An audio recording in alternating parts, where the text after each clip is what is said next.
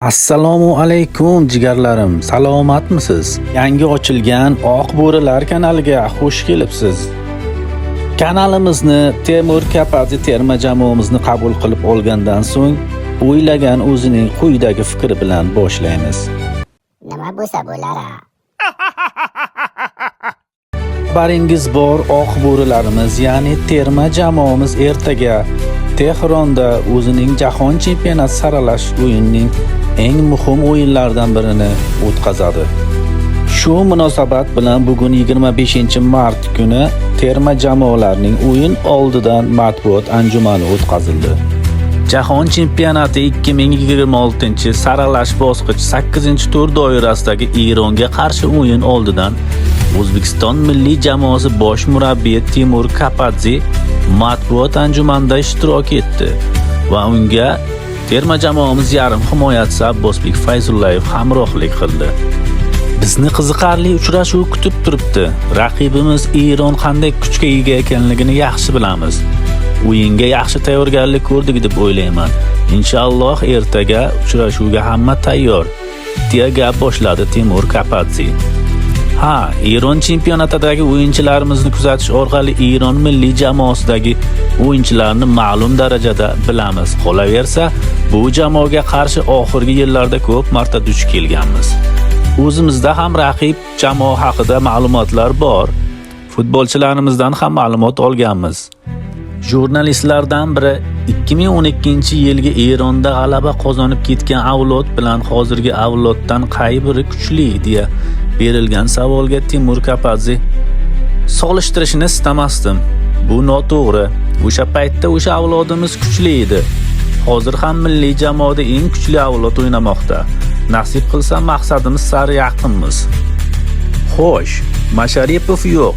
Oston O'ronov Eronga qarshi maydonga tusha oladimi? Ularning har ikkisi ham milliy jamoamizning muhim o'yinchilari sanaladi. Futbolda diskvalifikatsiyalar uchrab turadi. Ostonga keladigan bo'lsak, jarohati bor edi. Hozir u tayyorlanmoqda. Uchrashuvgacha tayyor bo'lsa maydonga tushadi. Qolgan futbolchilar sog' salomat tayyorgarlikni davom ettiryapmiz, dedi Temur Kapadze. Terma jamoamiz yarim himoyachisi Abbosbek Fayzullayev ham o'yin borasida fikrlarini bildirib o'tdi. Yaxshi saviyadagi milliy jamoalar o'rtasidagi o'yin kutib turibdi. Biz bu yerga g'alaba uchun kelganmiz. Bor kuchimizni ko'rsatamiz. Yevropa chempionatlarida o'ynash maqsadi? Savol va e'tirof uchun katta rahmat, lekin hozir bu savolga javob berishning mavridi emas deb o'ylayman. Sababi ertaga bizni juda muhim o'yin kutib turibdi, dedi Fayzullayev. Matbuot anjumanining ikkinchi qismida forslar bosh murabbiyi Amir Galinoyev va futbolchi Alirzo Jahonbaxsh ishtirok etdi. Bismillahirrohmanirrohim. Eng avvalo O'zbekiston milliy jamoasiga Tehronga xush kelibsiz demoqchiman. Fursatdan foydalanib O'zbekiston milliy jamoasi tibbiy shtabiga minnatdorchiligimni bildirmoqchiman. Chunki Toshkentdagi so'nggi safarimiz chog'ida ular bizga ancha yordam berishdi.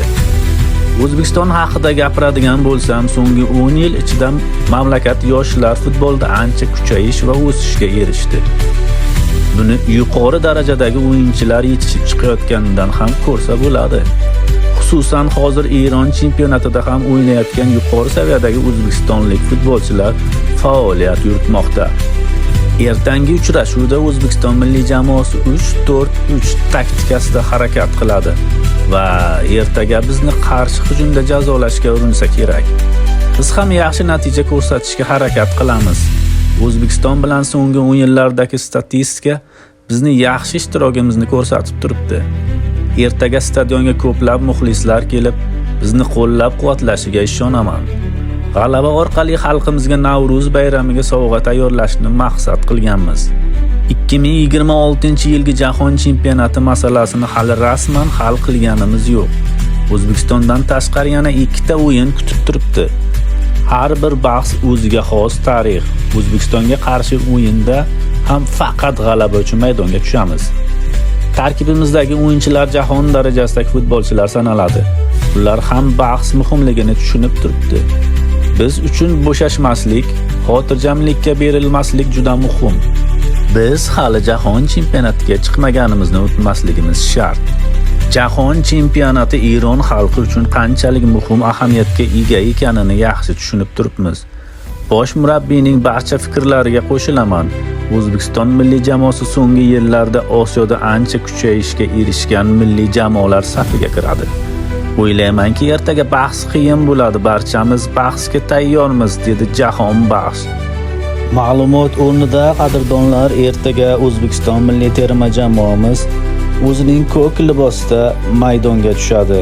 Raqibimiz Eron terma jamoasi esa o'zining oq libosida maydonga tushadi.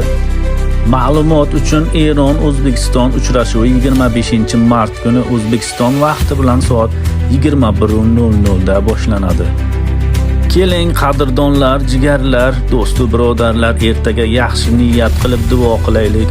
O'zbekiston terma jamoasi safardan g'alaba bilan qaytishsin va yuzlari yorug' bo'lib, jahon chempionatiga yana bir dadil qadam tashlab, vatanga qaytishlarini niyat qilib qolamiz, do'stlar.